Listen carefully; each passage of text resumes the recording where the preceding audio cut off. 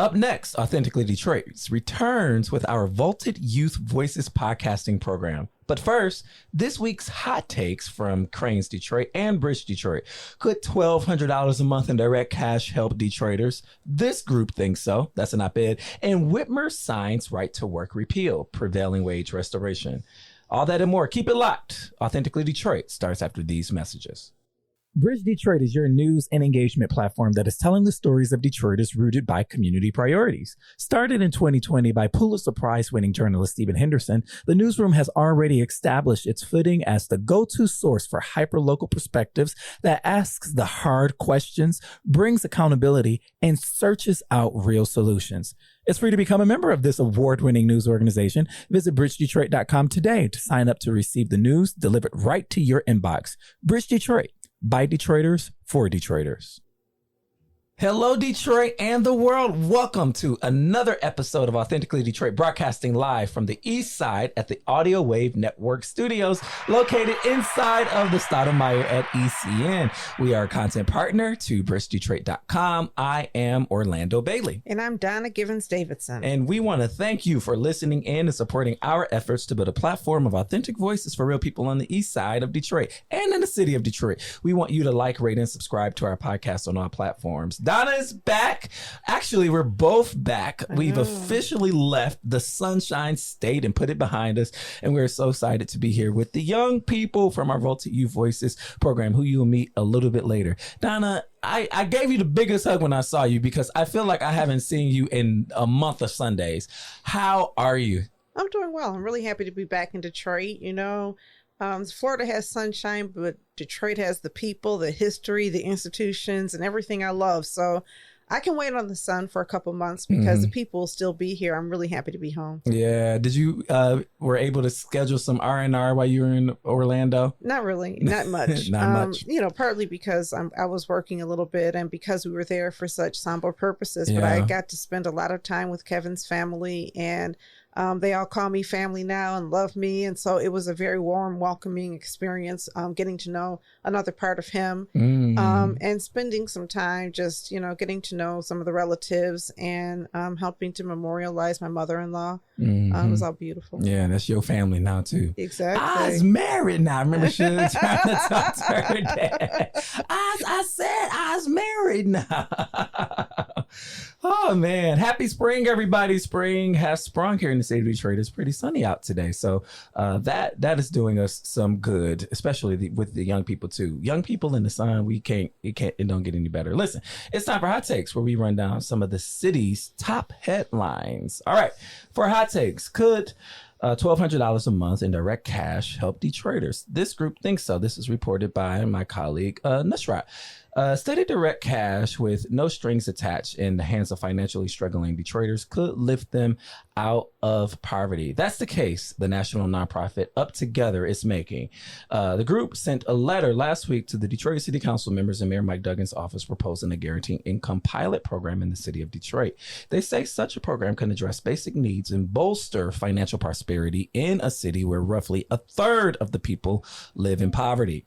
Guaranteed income programs have gained traction in cities across the country, and proponents say it provides a cushion for strapped families. The goal is $1,200 a month to Detroiters for 24 months, said Kofi Kenyatta. He's the senior director of policy and practice at Up Together. In its letter, signed nearly 50 local organizations, the group calls for $3 million, utilizing a portion of the city's American Rescue Plan Act dollars and philanthropic donations. Ultimately, Kenyatta said the hope is to raise $10 million for the pilot. He pointed to how the expanded child tax credit and the COVID-19 pandemic reduced poverty. The payments in 2021 cut child poverty nearly in half. Michigan families use the payments on the basics like food, rent, child care, utility bills, and clothing. In a statement last week, the city of Detroit's Chief Financial Officer, Jay Rising, told the Free Press the city would not be able to use its ARPA funds for the proposal because it would create an ongoing legacy cost the city itself would have to fund after ARPA funds sunset in just a couple of years. So the Kresge Foundation is partnering with Up Together and exploring ways to advance economic mobility in Detroit through guaranteed basic income. The foundation's Deputy Communications Director, Christine Jacobs, said, "This is interesting." Donna, what say you? I'm kind of mixed on this. Yeah. I think I should be for it. At the proposed level to the Detroit City Council, we're talking about helping about 200 families, and it's a one-time thing, and then it goes away. But I'm not certain that that changes any systems, or whether it's the kind of thing that works well for a period of time for those 200 families, and then it goes away. I'm interested in the kind of systems change that says, why are so many people struggling financially? In poverty, yeah. And one of the issues, the big issue for me, is housing. And we're over and for so many Detroiters paying over 50% of their income in housing, and Facts. so many Detroiters not being able to live in homes alone.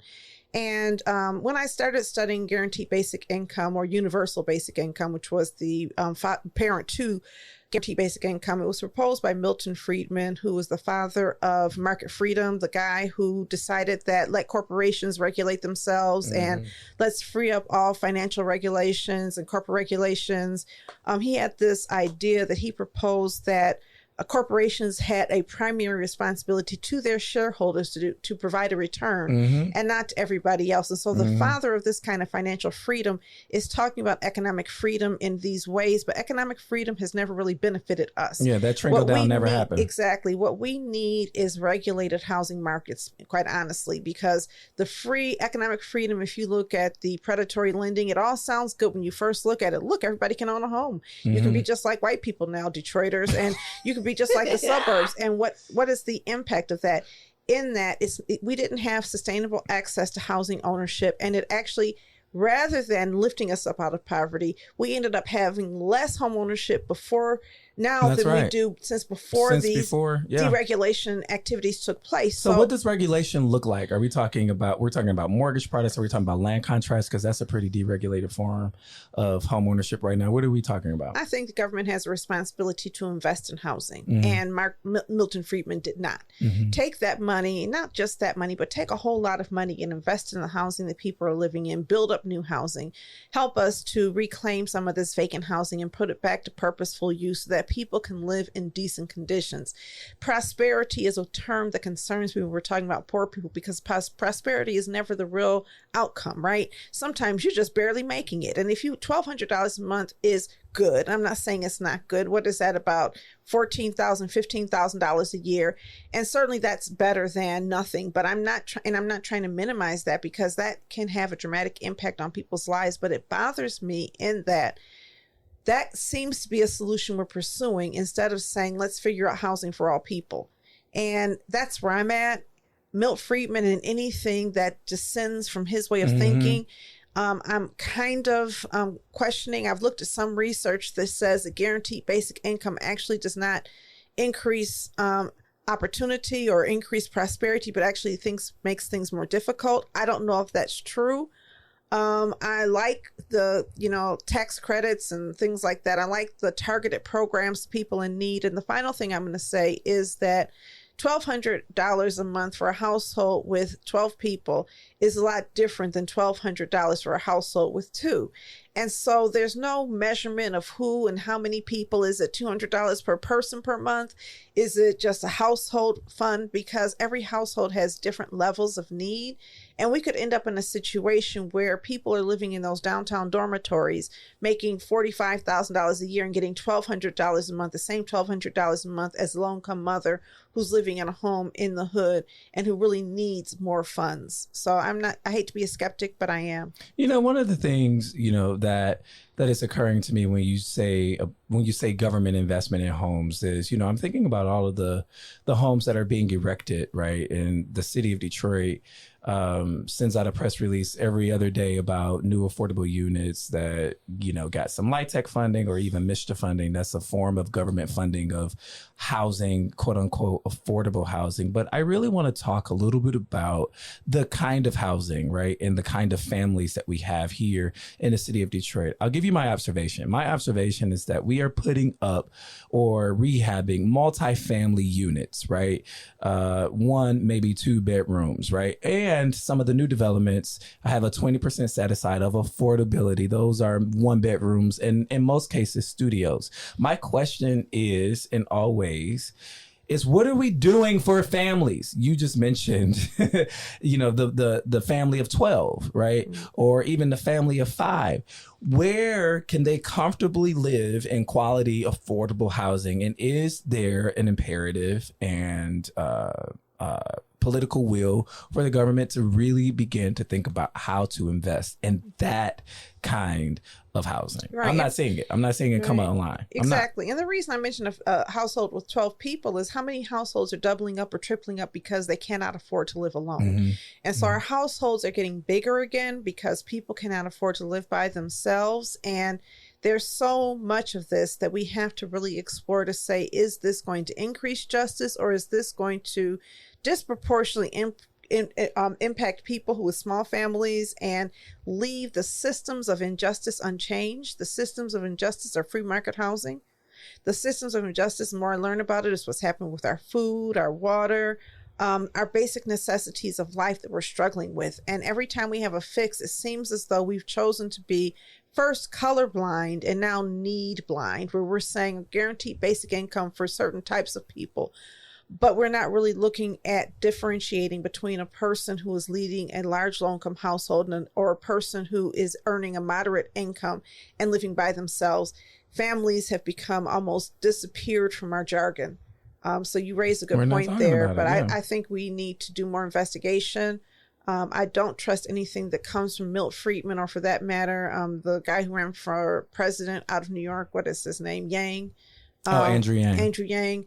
That's not, those aren't my people. There's people who've done a lot of research about how to mend poverty. And I think we need to listen to them and be proposing those things. I remember we were stumping for Elizabeth Warren back in. Well, she had a policy for everything. Exactly, and the policies weren't these gimmicky kinds of policies. Policies were let's figure out how to break up these monopolies. Let's figure out how to fairly tax these folks and reinvest in our communities. Mm-hmm. Don't give me a flash in the pan 2-year program where you're giving some people some money and then it ends. It's never going to make it. I don't think there's any possibility that this is going to be adopted and changed into a system for how we work with poor people. So I think it's not the kind of thing that is my priority. It sounds good and you want to sign your name to it, but I'm skeptical. Yeah. All right. Governor Whitmer, she signed right to work repeal and prevailing wage restoration. This is Lauren Gibbons at Bridge, Michigan. Governor Gretchen Whitmer on Friday signed bills repealing the state's right to work law and restoring prevailing wage rates, doing away with the Republican labor policies long despised by union groups, which was signed in about 2012. Donna and I talked about that when this came on hand. Taken together, the legislation would end a 2012 law that prohibits compulsory union dues or fees and restore a construction industry prevailing wage law. The GOP repealed it in 2018. Today, we are coming together to restore workers' rights, protect Michiganders on the job, and grow Michigan's middle class, Whitmer said in a statement announcing the bill signings. Democrats pushed the bills through the legislature over protests from Republicans who contend the changes will make Michigan less competitive for employers. The 2012 right to work law passed when Republicans controlled the legislature and the governor's office, which allows workers to opt out of paying dues in union represented jobs, but still receive benefits.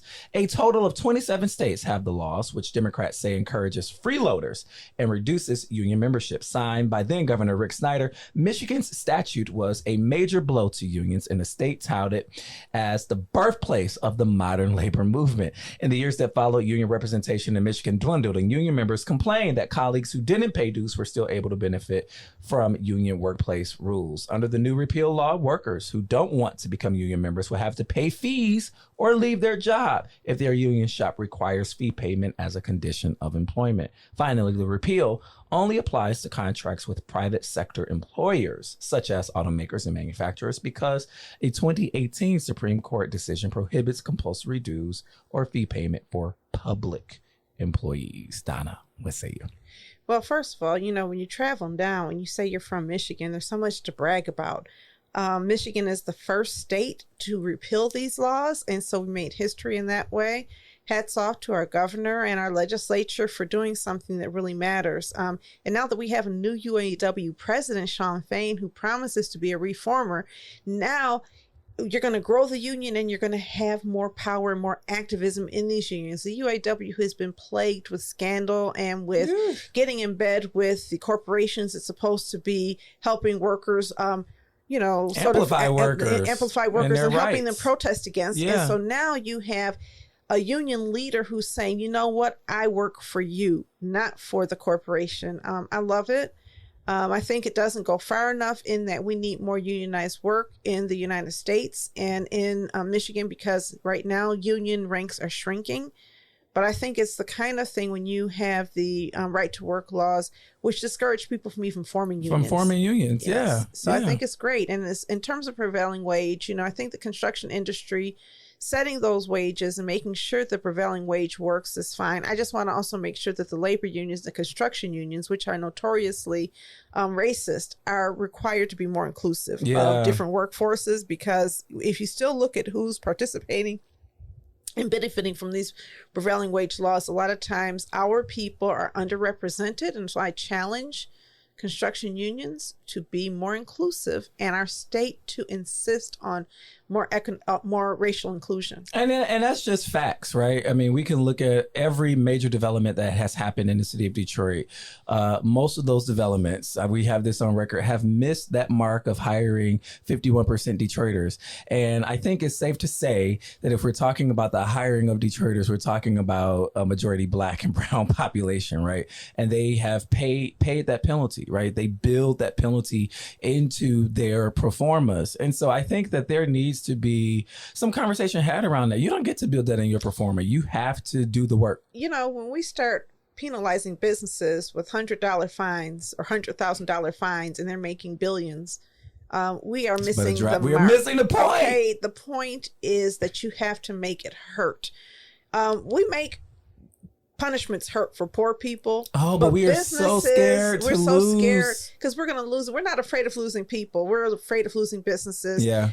Our whole ethic is flipped upside down. And so I think that we do need to put more teeth in it, but I am glad to see that the state is protecting workers. I just need to know that the state is also representing workers who are less protected, and those are people who are Black or brown. And in Detroit, and I'm tired of the stupid ass reasons. I'm tired of drug testing. The main reason they gave was drug testing. Since we have, I'm telling you, I know people in C-suites of major private companies who smoke weed on a regular basis. Stop it, y'all. Stop. If you're not showing up high on the job, it should not matter. If you see somebody who's being irresponsible, then you can test them for alcohol, which is legal, marijuana, which has been decriminalized. But then you also have all of these prescription drugs that people are allowed to take that also are equally impairing. And so it feels as though these are the types of drugs that people who can't afford the designer drugs from their doctor use. And so I think that we just need to rethink all of those policies, the luxury drugs,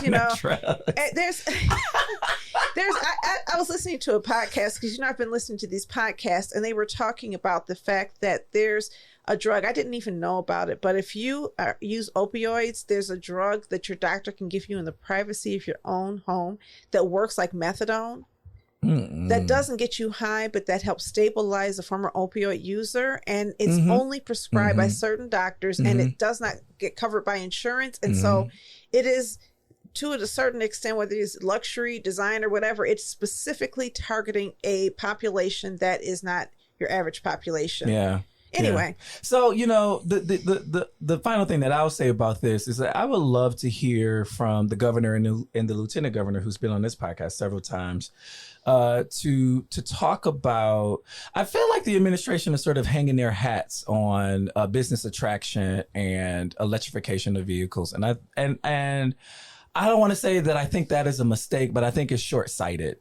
And I would love to have the lieutenant governor or the governor, if we can get her on, to have a more expansive conversation about what we're talking about keeping people in place, about people being able to thrive where they are and have jobs. Because I'm not certain that, electric vehicles are going to be the right now. Alex B. Hill, who we had on the podcast, wrote a blog, right? And he was questioning, DTE around, like, let's say if, we go fully electric, right? The power grid in Detroit can't support that. Yeah. Right. So, y'all. So I was a couple weeks ago. I was invited to, or somebody was going to extend an invitation to me to speak at a climate crisis conference in April for the state. And so I was really, honored to be asked. And I'm talking to the person. I said, okay, now what is your idea? You don't have a lot of time. You have one powerful minute. And I said, you know what? I think somebody else can use one powerful minute more fully than me, because I don't want 1 minute to talk about issues that are so significant. The idea that we need to hear from impacted communities like Detroit for 1 minute, and we're going to listen to all of these people who are, politically more important for 15 minutes at a time, made no sense to me. It doesn't make sense to me the way that we marginalize the voice and the input from Detroit and then expect to have good, sustainable policy. It won't be sustainable unless you're listening to everybody. Nobody's bought into this. Well, not just bought in, but you're talking about batteries, right? Electric batteries sound really good. All of these batteries that we're going to construct, but batteries require workers who are exposed to certain environmental harms. And then you have the industrial waste from producing batteries that goes into places somewhere. And the question is where? The question is, how are we going to protect the communities where batteries are going to be manufactured? How are we going to make sure inclusive hiring practices are there? How are we going to ensure that people in communities like the east side of Detroit have access to solar, to electric vehicles, should we choose to have them? Why aren't we creating solar buses and other types of public transportation that we are upgrading to ensure more people use it? I have a whole lot of questions, and I can't ask all of them or even make a real significant point, I don't think, in 1 minute, because I tend to be long-winded, as you know. And I think that my voice has to be as powerful as everybody else's. Come on the show. Listen, coming up on the show, we are going to hear from our different podcast groups from the Vaulted Youth Voices program. First up, we're going to hear from the Black Bubble podcast group, and they're asking a question or the statement, vaping is the new smoking. More Authentically Detroit when we return. Have you always dreamed of being on the airwaves? Well, the Detroit Eastside Engaged Podcast Network, or DEEP for short, is here to help make that dream a reality. Located inside the Sotomayor, the DEEP Network offers studio space and production staff to help get your podcast idea off the ground. Doesn't take a whole lot of work to get started. Just visit the Authentically Detroit page at ecn-detroit.org or call Sarah at 313-948-0344. Welcome back to the Authentically Detroit podcast, and we have with us a podcast from the Vaulted Youth Voices program, the Black Bubble. Jeremiah, take it away. Hello, good morning, good afternoon, good night, and welcome to the Black Bubble podcast, where we delve into topics pertaining to the Black community, historically, in the modern day, and the foreseeable future, looking and speaking through our own authentic perspective. My name is Jeremiah. My name is Alexandria. And my name is Jada.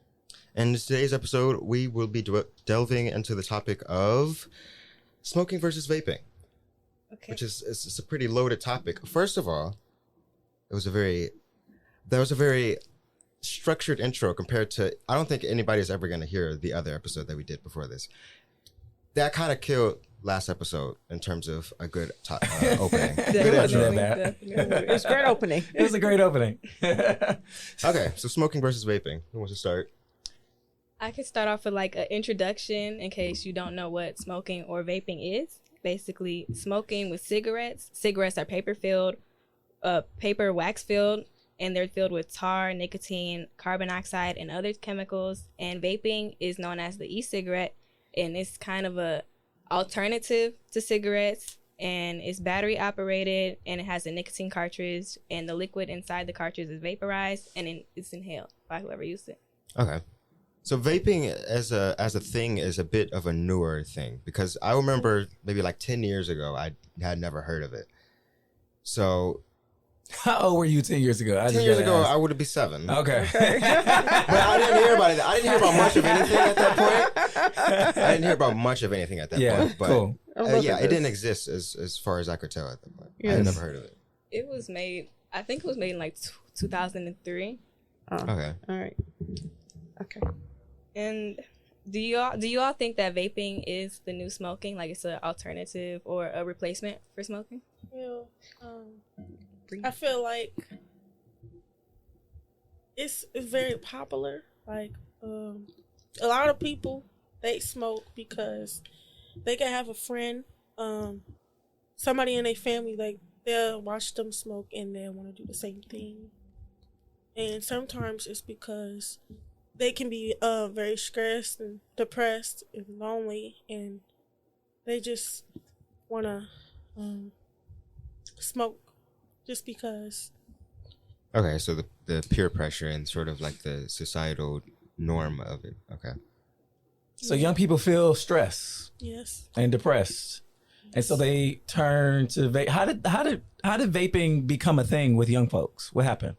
When they probably watch their parents do it, like parents, like they'll be like smoking outside, and they'll be like, "Oh, I want to do this and I want to do that." Same with drinking and cigarettes, weed, stuff like that. So you think that young people start vaping because they're exposed to it by their parents? Yes. Or do you think their peers also play a role in promoting vaping? I think vaping in particular, because vaping was at the beginning was advertised as the alternative to smoking, right? It's not as dangerous. You can't get lung cancer from this, because smoking, you get lung cancer because of like the paper filler that's being burned, and so you're inhaling that smoke. But vaping, it doesn't have a paper filler. It's just you're heating up a liquid and that's turning to a vapor. So it was seen as the alternative, and so kids who maybe wanted to get into something like that, maybe they think, okay, this is safe, so I can just do this. Yeah. I remember there used to be these commercials, and they would show how the tar inside of cigarettes coated people's lungs and turned their lungs black. And vaping doesn't have tar, does it? No. It doesn't have tar, but they do have commercials now that show what's bad with vaping. They kind of compare it side by side to smoking and show it, even though it doesn't cause lung cancer, it has a lot of long-term effects because of the chemicals that are in it. You can die from it. Yeah.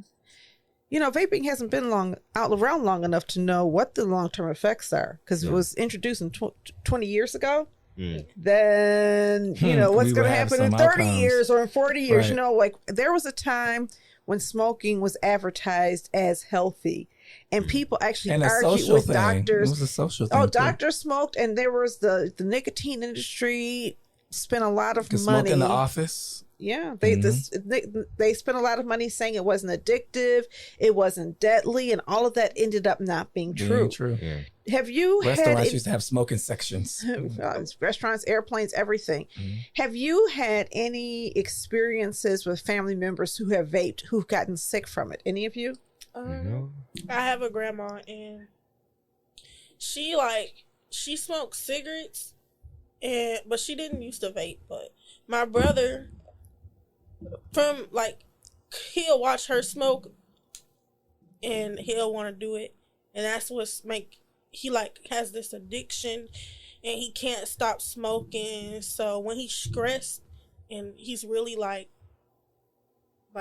mad and angry, he smokes. And I have friends that used to smoke and stuff like that, and I could say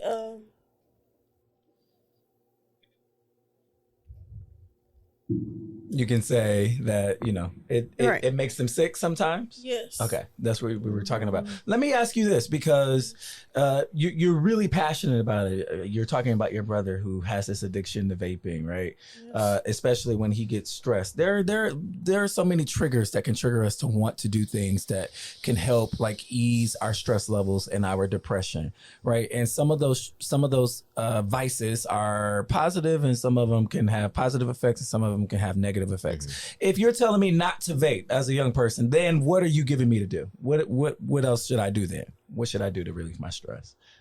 Go to therapy. It's that simple. It's so funny because as young folks, I know I didn't, and I don't know if Donna did, we didn't have this consciousness around therapy back then. That was even an option for us to sort of talk through what stresses us and what triggers us. So you having that consciousness is admirable. What else? What do you say? I know personally, I can't go to therapy because, like you said, it's not available to everybody, or some people's parents don't believe in it. So I think a good alternative for me is hobbies to de-stress you. I like to cook, and sometimes I like to play games or watch videos when I'm really stressed out from school.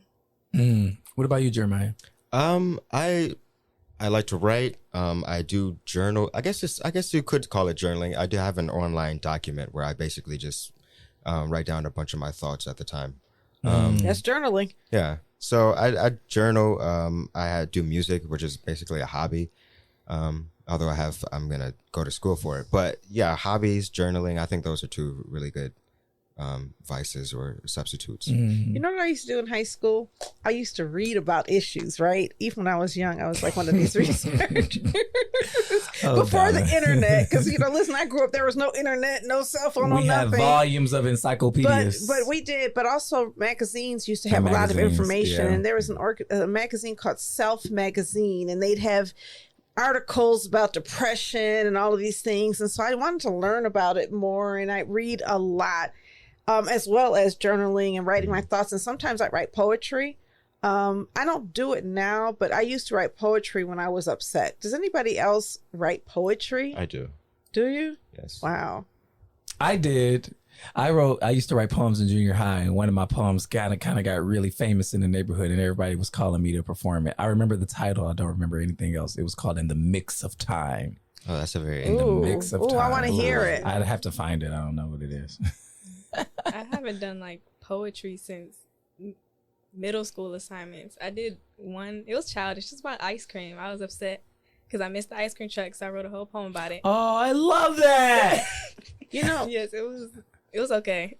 Bad relationships made me into a brilliant poet. I just put all those thoughts in there. Listen, I'd be like, dang, that's pretty good. That makes the best music too. Right? I hate this dude. And I have an attitude. Yeah.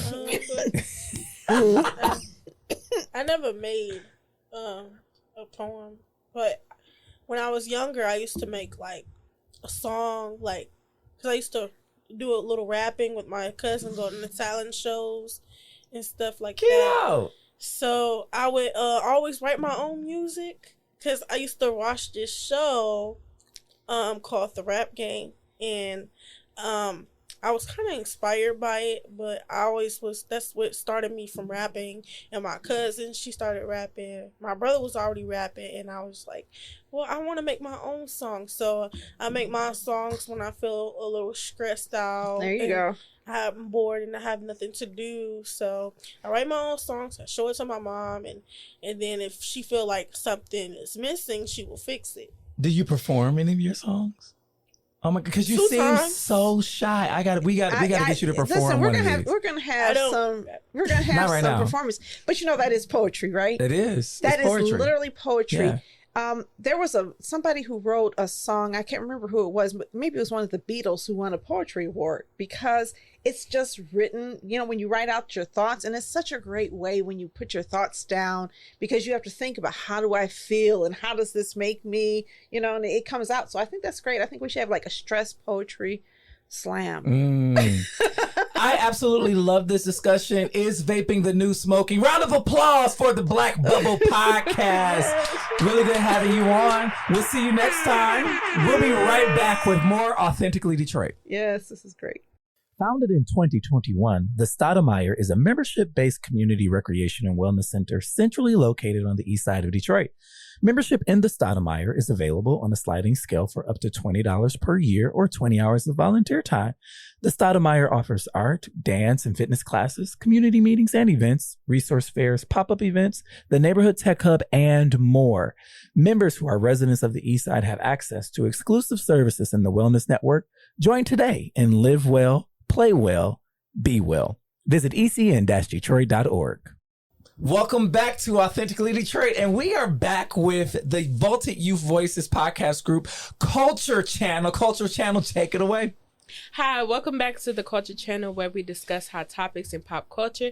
Today's topic is cancel culture. So we hear cancel culture a lot in the media. So here's a quick definition by the Merriam-Webster Dictionary. Tell the people your names first before you get into it. Who are y'all? I'm Faith. I'm Takil. I'm Charles. I'm Jason.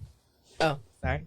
Okay, so to define cancel culture, the practice or tendency of engaging in mass canceling as a way of expressing disapproval and exerting social pressure.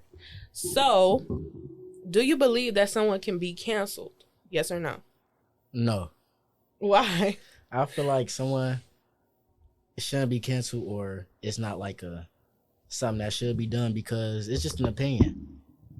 Everybody has an opinion. It's just their opinion. So you think You're cancel saying they culture- shouldn't be canceled for their opinions. No, I'm saying that being canceled is an opinion. Oh, gotcha. Okay. I mean, I say yeah because it's like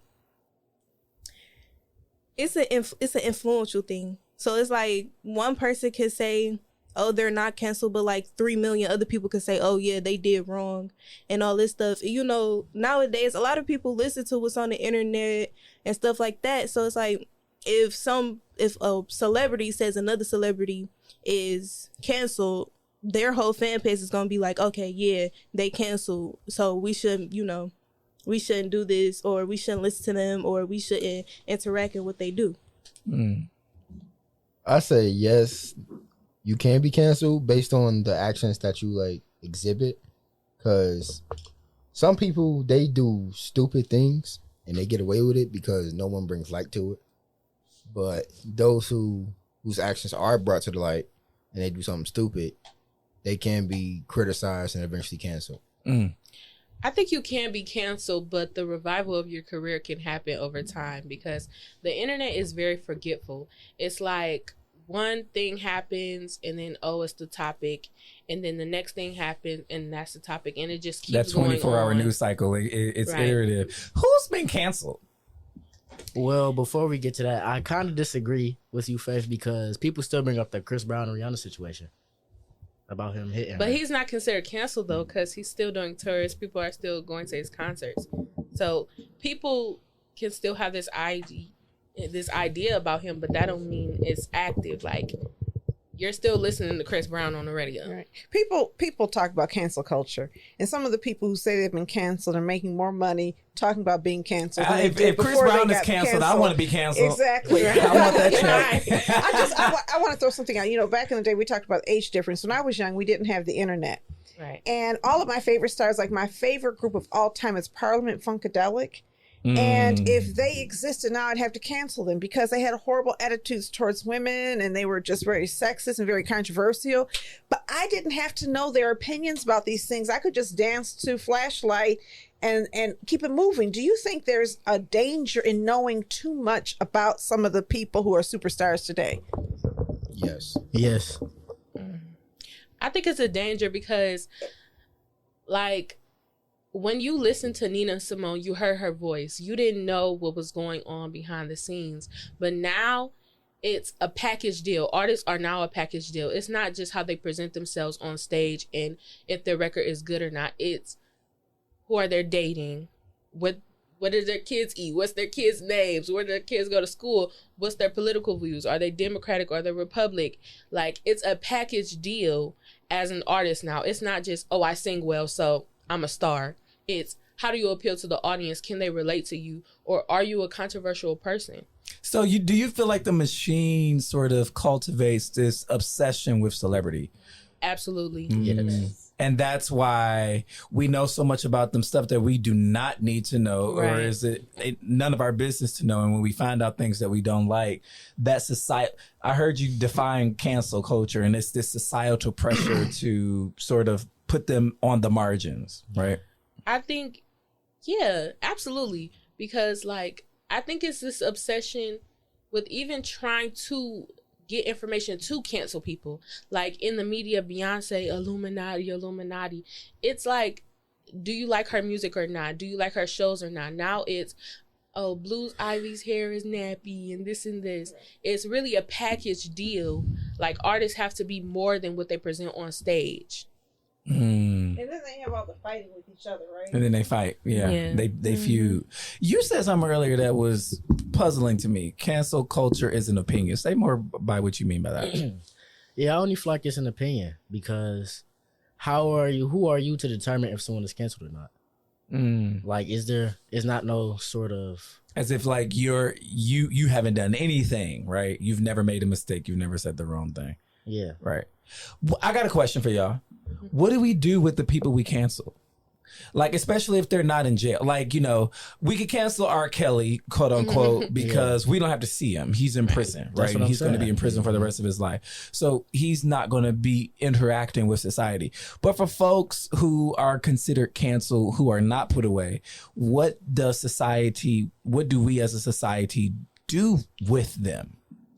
I think it's two things that society does. Either they blacklist them, which they don't like listen to any of their music or anything that they put out, and they're kind of the celebrities, like they kind of go into hiding, or celebrities, like the media entertains it even more, and now they're doing podcasts, and now they're doing like comedy specials about how they were canceled, and they're just making even more money off of being canceled. I think I know you talking about when you said that. Yeah, like it's just Who's been canceled? Who else is canceled? Okay, we actually have one of each. We each have our own person. So my person was Johnny Depp. That trial. The trial with Amber Heard. It was basically a domestic case where Amber Heard was claiming that Johnny Depp was abusing her throughout their relationship. But it was proven false. But since it's been more information released that's trying to, get him to another case and saying that he's being even more abusive, but I don't believe. So I had the baby, and basically it was like he for sure is canceled. At Rolling Loud, and like I think they said it was in June. They said that he was of what year? 2021. Yeah, 2021. And he was on stage basically saying that like homophobic things towards people, like if you had a sexually transmitted disease and all this stuff. Like he was just saying a lot of stuff, which I can't really get into because and now he's trying to give away tickets to his concerts. Ain't nobody buying. Yeah, because basically what he said is like nowadays it's okay to come out and be yourself. It's a lot of people who didn't came out basically saying that they was gay, lesbian, trans, stuff like that, and it's nowadays it's okay. But like with him saying that, it just goes to show like how people really view how he grew. So it's kind of okay. What about you? Anybody you see anybody canceled, Charles, or no? I chose Orlando Brown. Oh, I was getting ready to say, don't what? Watch it. He was considered homeless, and on this latest article I found on the New York Post, they said that he was involved in a domestic violence charge. So yeah, canceled. What about you? I chose Kanye and all the stuff. Is Kanye canceled? Yes. I don't think he canceled. I say is Kanye West canceled? He lost over 400 million or billion. He could lose that. He had it. Adidas took his deal and everything. But the thing is that the amount of money he has is all an illusion. You can't lose that much money. When they say this is what somebody's worth is, they're projecting what their future earnings might be. So he didn't lose actual money. He lost earning potential. And I think he was canceled. If you talk about cancellation, I think he was canceled. I think he chose to be canceled because it's almost like he did some things. The other day I was listening to the Isley Brothers, and I was trying to imagine exactly what Ron Isley would have to do for me to cancel him. And I think I might have to see it and be there and witness it myself because I love the Isley Brothers so much. I think the other thing is that we have Lord have mercy. Something did just come out about them too. Did y'all see the goosebumps that just came over Donna? Exactly. Y'all don't even understand. This is my generation. I was your age when this came out. Okay. She clutched her pearls. No, because something did just come out about them. His brother. And I was like in on his brother. I was like, you don't even. Who knows you, Rudolph? Ain't nobody listening to you, Rudolph. Okay. I was ready to cancel his brother. I don't even know him. I was like, it's only Ron and Ernie. I think sometimes cancel culture is also dependent on who we like and who we don't like. Yeah. We're not going to cancel somebody we really love if we're being honest. If we're being honest. You know, what would it take for me to cancel Denzel? It'll be more than one little news report. Now, Jonathan Majors, maybe. I just need to read something gosh, quickly. that's brand. Listen, we don't have time. All right, I want to thank the Culture Channel for such a nuanced discussion around cancel culture. I love the intellectually rigorous questions that you guys are coming up with. Keep it up. We'll be right back with more Authentically Detroit. We got one more group to talk to. Stay tuned. Bridge Detroit is your news and engagement platform that is telling the stories of Detroiters rooted by community priorities. Started in 2020 by Pulitzer Prize-winning journalist Stephen Henderson, the newsroom has already established its footing as the go-to source for hyper-local perspectives that asks the hard questions, brings accountability, and searches out real solutions. It's free to become a member of this award-winning news organization. Visit bridgedetroit.com today to sign up to receive the news delivered right to your inbox. Bridge Detroit. By Detroiters, for Detroiters.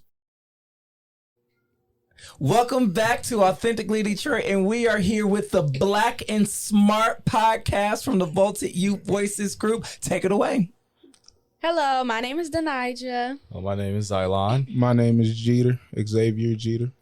And today we're going to be talking about sexism in the Black man. What about him?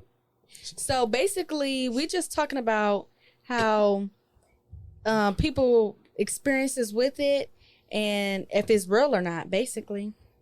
You're asking the question, is sexism against Black men a real thing? Yes. Oh, got it. Woo! What y'all say? Well, I would say yes, because it's like in the Black community. Of course you would say yes. I would say yes, because in the Black community, like if you're a Black man, you want to go get your nails done, like manicure, pedicure, you're seen as feminine, that's feminine energy. Oh, that's not what a guy should be doing. Or if you like grow your hair out in certain communities, they're like, oh, that's feminine. Why are you doing that? Like I have piercings. They say that piercings are feminine. Like I face a lot of sexism because of the things that I do. Have you ever been sexist towards somebody else? Yes. Another like man? No, towards a female, yes, but not another man. I don't judge nobody because I know that I do those things, so I would not judge nobody on that level when I do the same stuff. Is that sexism or is that gender norms like that folks are trying to force on you? I would say gender norms, like the more the traditional man, the dirty hands, dirty fingernails. There certainly is a level of hyper masculinity, I think, where there is this absolute fear that some people have of Black men appearing soft. And it does put pressure, I would imagine, on young Black men to always be hard all of the time. What do you say, Jeter? You go get your pedicure? Nah, I don't do that, but like, cause usually my dad is old for real. So where I come from, I already do more man stuff than what I'm already supposed to be doing. Like, what's man stuff? More. All right, I wouldn't say man stuff. No, I say masculine things. No, say what like right. What does that like mean? Though? Already knowing how to do construction, doing cars and stuff, like getting dirty. Yeah, like fighting a lot and stuff like that. I wouldn't say that's not for anybody else, or like I wouldn't fighting say a lot. Right, I wouldn't say that. I mean, like doing stuff like construction. I wouldn't say that's for a man. I would say that'd be for anybody who's skilled. I wouldn't say that's sexism or like anything like that. If I see another girl doing it, I haven't been sexism to anybody for real. So the question still remains then: do black men experience sexism, and Yes. from whom? Yes, From who? We experience it from other Black men and sometimes Black women. Yeah, I think more from Black women. I was about to say it could happen more. This is blowing my mind. Do anybody know Define what it, sexism is? please. Sexism is when you're being prejudiced or stereotyping or discriminating towards a certain person. So, is the pedicure place denying you service because you're a man? No, not at all. Okay. So that's not sexist, is it? Nope. So is oppression part of what sexism is, or is it just a mindset? Because oppression is not always denial of service. Sometimes oppression is when people harm you or exclude you based on certain perspectives. Do you feel as though there are people who harm or exclude you because you are Black men? No, I don't feel like nobody excludes me, but they do ask me a lot of like weird questions, like, "Oh, what made you do this? What made you want to get a piercing? Oh, why do you get a manicure, pedicure?" But I do also get positive reviews from other guys as well. But it be the older generation of guys, like the 40, the 50s, and the 60s, like, "Oh, this is not what we do. Why are you doing this? Who made you like this?" They make it seem like I'm being very weird and just like it makes me uncomfortable. You never been denied access because you're black? A black man? Or like treated different? I have been treated different, but it hasn't been like because of like me being like doing pedicures or my piercing. No, I understand. But like in school, do you think your teachers or school professionals have ever treated you differently because you're a black man? No, not at all. Because I go to all male academy, so it's like, you know. You never. What about elementary school? No, people always talk to me. They always try to check up on me, see how I was doing mentally. They always engaged with me. Always told me I could be better, do better. Always tried to get me to do things. Okay, what about you? Well, back to what he was saying when he said, oh man, what did you say? All right, we're gonna get another lady's point of view. The ladies, but let's hear from the ladies. All right, welcome Xylon. Hey Xylon. Ladies, what do you think? Go ahead. What do I think about sexism against men? Or sexism in general? I think I have been sexist towards people before. Like me. I have not been sexist towards them. Like saying, "Oh, you a boy, you can't do that. Like you a boy, you can't come over here. Like you a boy, you can't come in my room." Stuff like that. But I think it's really towards women. I think it's heavily towards women. Like someone saying, like girls in sports. Girls weren't allowed in sports for a very long time. Yeah. What about you, Xylon? You have an opinion on this? I don't know. Am I saying you're not That's Xylon? not her name. Lord. It's me. Oh gosh, I messed your name up. I'm sorry. Go ahead. For me, my That's your mom was being a little, how do you say it, sexist towards my brother, because my brother, he was like, he want to get his ears pierced one day. My mom was like, "No, that's for girls. You not getting your ears pierced. You damn crazy." And I would tell my mom, like, what's wrong with boys getting their ears pierced? She was like, "That's just not something boys should be doing." I'm like, what?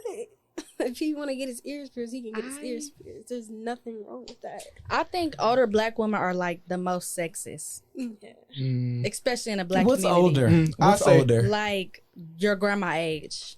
I would say, What's that mean? Like- The 70s, the 60s, Yeah. 50s. Oh, okay. And Because up. I'm like, but you, Yes. for me, I think it's older black men. yeah. I think it's older black I think men. it's a mixture of both. It could be. And so one of what the are your experiences? I want to hear from you. Well, my dad says it's like gay to wear it on both sides earrings because he's old. So where he came from, and he didn't have his father. He was raised by his mom, and I don't understand what do you mean by that. And even if he was raised by a woman, how could you see if that was gay? I don't know. I don't understand it. So I think we're dealing with a generation that is contending with the societal, like, gender norms around masculinity and femininity. But what we're seeing in the millennial and Gen Z generation is the bending of that and the pushing up against that. And so for all of you to sort of just stand in your resolve despite the pressure. Yeah. Right? I don't think I could. There's a reason why I have my ears pierced. You know, at one point I thought it was cool and I wanted it, but that wasn't going to happen for me. You know what I'm saying? Like, but he comes from, church. Yeah, we from the church house. He's church royalty. They still are doing that in the royalty there. You know what I mean? So like, even for both of you, like understanding like who your father is, but you have this resolve that, I'm different and I'm going to be different than him, and he's old and antiquated. And even for you, like folks actively like come at you and talk, and you're just like, I am who I am. Like, that's dope. I think so. I think that gender roles never benefit women.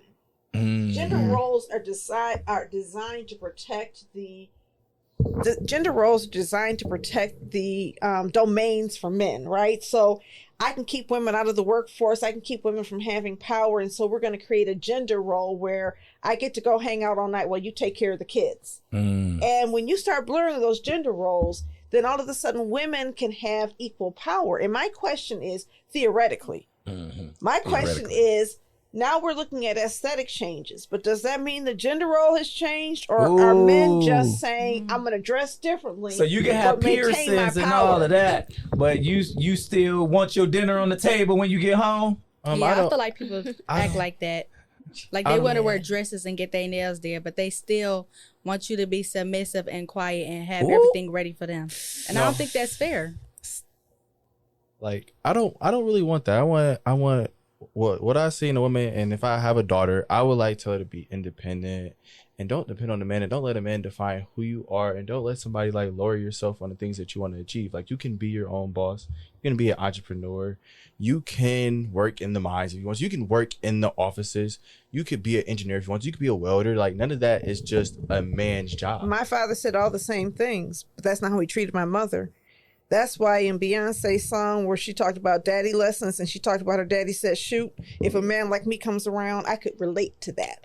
So the question is not what do you want for your daughter, but what do you want for your partner? I want that same thing. I want to love and support her. Whatever she wants to do, I'll be right behind her, loving and supporting her. I will not judge her on anything she wants to do. So you could be the ASAP Rocky standing behind Rihanna, holding the baby, loving on your baby. I love it. I love it. Jeter, you got something to say? I don't. I agree with what he You said. agree? Okay. Well, say it. No, we want to hear another man say that, though. We like hearing men say that. Like I think we should say this together, Jeter. Like on the count of three. Like on three, we love and support our black women. 1, 2, 3. We love and support our black women. All right, y'all. That's that was gonna so do cute. it for the Black and Smart podcast. Give it up for them, y'all. They were amazing. We're going to take one last break, and Donna and I will be back with our shout-outs. Have you always dreamed of being on the airwaves? Well, the Detroit Eastside Engaged Podcast Network, or DEEP for short, is here to help make that dream a reality. Located inside the Sotomayor, the DEEP Network offers studio space and production staff to help get your podcast idea off the ground. Doesn't take a whole lot of work to get started. Just visit the Authentically Detroit page at ecn-detroit.org or call Sarah at 313-948-0344. All right, welcome back to Authentically Detroit. It is time for shout-outs. Donna, do you have any shout-outs before we get out of here? I do. I want to shout out my new aunts B and Catherine in Orlando, Florida, who took care of us this past week. They said, we want you to stay for one more day and come and get a home-cooked meal. They said, what do you want? I said, I want soul food. And I had the best meal, gained about 100 pounds eating it, but it was good. So I want to shout them out because it's wonderful being welcomed by Kevin's family. Yeah. I want to shout out the entire Live in the D team at Channel 4. They keep asking me to come on. I feel like I'm a regular now. I was on there today. It was fun. And I was all Detroit everything. I got local Detroit made sneakers, Kente cloth on, and my buffs on. So I feel real good. I want to shout out your jacket. The jacket, yes. Shout out to Tafari Howard. This is custom. My homie had this in his garage, and I saw it and I stole it, and then I had to cash app him later. But it was cool. And listen, for especially for you guys, the young folks, on April 5th, I am having a conversation with Jason Reynolds. He just finished his term as the National Ambassador for Young People's Literature with the Library of Congress. This is the #1 New York Times bestselling author.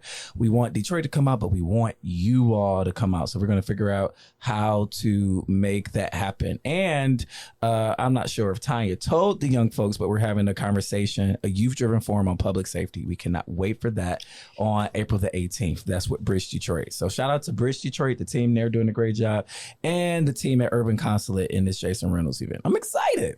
All right, that's going to do it for Authentically Detroit and our Vaulted Youth Voices podcast hosts. Man, weren't they amazing? Make sure you drop a comment or drop a note to encourage these young people who came on with us today. Until next time, everybody, we want you to catch the wave.